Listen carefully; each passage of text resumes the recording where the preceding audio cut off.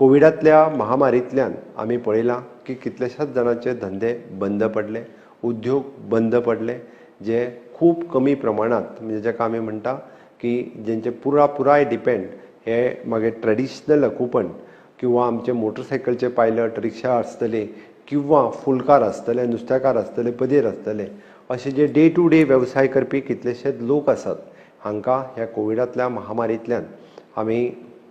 मदत दिवपाचें थारायलां. ताजोय फॉर्म एक थोड्या दिसां भितर होय बी डेप्युटी कलेक्टर आनी बाकीचे कडेन एवेलेबल केलो वयतलो. हांकां वन टायम आमी मदत ही 5,000 रुपया पर्यंत करपाची थारायल्या, जेणे करून